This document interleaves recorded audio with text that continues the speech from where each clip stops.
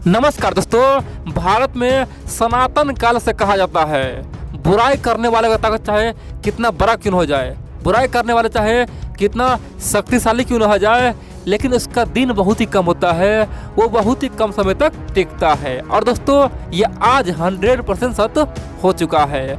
हमारे पड़ोस में चाइना है दोस्तों, और चाइना का राष्ट्रपति शी जिनपिंग साक्षात राक्षस है।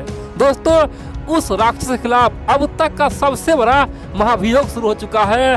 शी जिनपिंग का दोस्तों अब पद जाने वाला है। कह सकते हैं कि चीन का जितना भी नेता है, कम्युनिस्ट पार्टी बहुत बड़ा मीटिंग बुलाया है। बड़ी बात यह दोस्तों, इस मीटिंग में एक ही काम है, शी जिनपिंग को विदाई देना। दोस्तों ये बहुत बड़ी बात है, क्योंकि अब तक पूरी दुनिया जान रहा था शी जिनपिंग का पावर असीमित है, वो लंबे समय से बना रहेगा, उसे कोई गिरा नहीं सकता है। दोस्तों हमारे देश में कई सारे लोग यहाँ तक बोला था कि शी जिनपिंग अपना पद का दुरुपयोग कर रहा है, अपना कार्यकाल बढ़ा लिया है। दोस्तों कार्यकाल क्या होता है पहले समझिए। देखिए शी जिनपिंग से पहले चीन में जो भी राष्ट्रपति बना, यानी कि माओ जेडंग के बाद, दोस्तों चीन के पहला राष्ट्रपति माओ जेडंग के बाद जो भी राष्ट्रपति बना, उसके बाद सबको केवल 2 टर्म मिले, यानी कि 2 ही काल मिला, 2 ही कार्यकाल मिला। मान लीजिए मोदी जी का पहला कार्यकाल हुआ, दूसरा हुआ, उसी प्रकार से चीन में हर एक को पहला और दूसरा कार्यकाल मिलता था, तीसरा कार्यकाल किसी को नहीं मिलता था। वहाँ पे यह संविधान में लिखा गया था कि एक बंदे को 2 ही बार चुनाव लड़ना है, जीतना है, ठीक है, जिस प्रकार से अमेरिका में है। लेकिन दोस्तों भारत में ऐसा बिल्कुल नहीं है, एक बंदा चाहे तो 20 बार चुनाव लड़ सकता है, जीत सकता है, कोई इशू नहीं है। शी जिनपिंग ने क्या किया, 2018 में इस टर्म को हटा दिया, बोल दिया कि ये संविधान सब पे लागू रहेगा, लेकिन हम पे लागू नहीं रहेगा। हम असीमित काल तक, हम जब तक चाहे तब तक इस देश का राष्ट्रपति बने रहेंगे।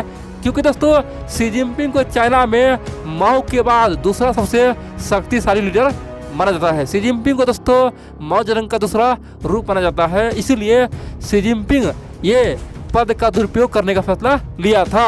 अब दोस्तों वहाँ पे जो कम्युनिस्ट पार्टी ने किया है ना, शी जिनपिंग का दोस्तों होश उड़ चुका है। शी जिनपिंग को दोस्तों हो सकता है असीमित समय के लिए जेल हो जाए, हो सकता है उसे फांसी हो जाए, कुछ भी हो सकता है। बड़ी बात तो यह दोस्तों शी जिनपिंग के इस कठोर कार्रवाई को पूरी दुनिया तारीफ करने के लिए तैयार है। आप लोग पूरा खबर देखकर हुआ क्या है, और क्या हम लोग को अपने पड़ोस में एंट्री कर देना चाहिए, क्या शी जिनपिंग के खिलाफ जो बड़ा विद्रोह का माहौल खड़ा हुआ है, क्या उसका साथ देना चाहिए। दोस्तों मैं आपको एक एक पॉइंट बता रहा हूँ। देखिए 2013 में जब शी जिनपिंग चीन के राष्ट्रपति बना, उस समय शी जिनपिंग ने कहा था कि चीन को हम महाशक्ति बनाएंगे, अमेरिका से ताकतवर बना देंगे। दोस्तों शी जिनपिंग जैसे ही राष्ट्रपति बना, उससे पहले ही चीन का जीडीपी दोस्तों हाई होना शुरू हो गया। चीन का जीडीपी अपने ट्रैक पे आ चुका था।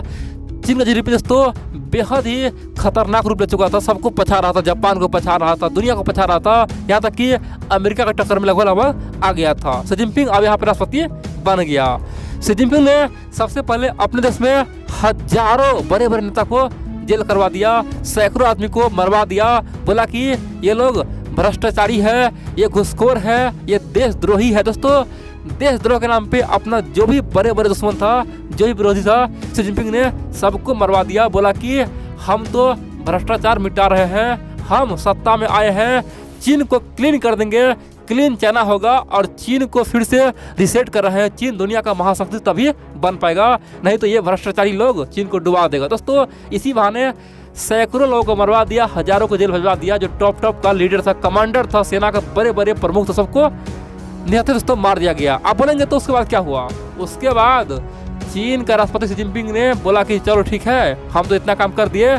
2017 में दोस्तों वहाँ पे फिर चुनाव हुआ, शी जिनपिंग फिर जीत गया, यानी कि 5 साल बाद वहाँ पे दोबारा कार्यकाल मिला, और शी जिनपिंग ने 2018 में संविधान में बदलाव कर दिया। बोला कि हम अब असीमित काल के लिए चीन का राष्ट्रपति बने रहेंगे। और दोस्तों कोई इसका विरोध नहीं किया। और शी जिनपिंग ने उसके बाद दूसरा ये पता चला, बोला कि देखो भाई, हमारे सामने में 3 बड़ा चुनौती है। पहला चुनौती है हांगकांग को कब्जा करना, दूसरा है ताइवान को कब्जा करना, और तीसरा है भारत को झुकाना, भारत से अरुणाचल छीनना, लद्दाख छीनना। और दोस्तों उन्होंने कहा कि ये सब करने के बाद अपने आप अमेरिका यहाँ पे झुक जाएगा, अमेरिका से हम युद्ध नहीं करेंगे। जब भारत को हम जमीन छीनेंगे ना, अमेरिका खुद ही डर के भाग जाएगा। और दोस्तों शी जिनपिंग 2020 आते आते देखेंगे तो हांगकांग पे पूरी तरह से कब्जा कर लिया, वहाँ का तमाम संविधान मिटा दिया, वहाँ का झंडा खत्म कर दिया, चीन में पूरी तरह से विलय कर दिया।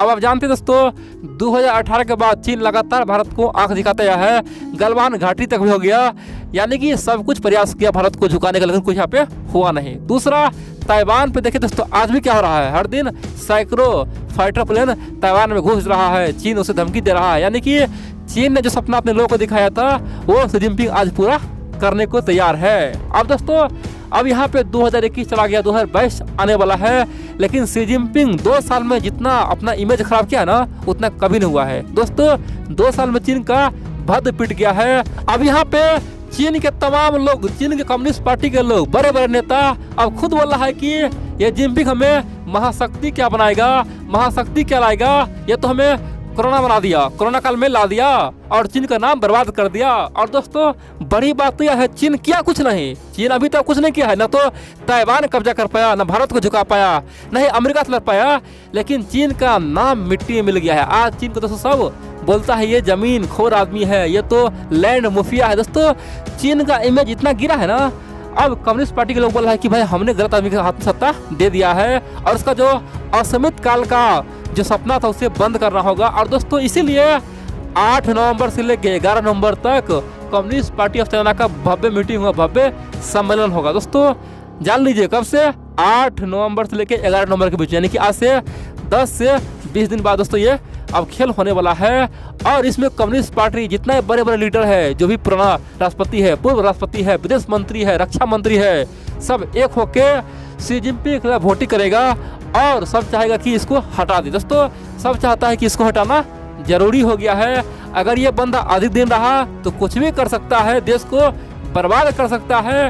और दोस्तों शी जिनपिंग को अब और उधर सटा रहा, इसीलिए शी जिनपिंग ने अब फिर से अपने बड़े बड़े नेता को बुलाना शुरू कर दिया। जो लोग बोला है कि हम 8 से 11 तारीख के बीच में जिनपिंग के खिलाफ वोट करेंगे, दोस्तों उसे शी जिनपिंग ओपनली अब मरवा रहा है, अपने सेना को आदेश दे रहा है कि गद्दारों को चुन चुन के मार दो। अब दोस्तों आप बोलेंगे इससे हमको क्या फायदा होगा, हमारे पड़ोस में जो हो रहा है होने दो। दोस्तों ये बिल्कुल अच्छी बात है, शी जिनपिंग को हटना बहुत बढ़िया रहेगा, भारत के लिए बहुत ही फायदेमंद रहेगा।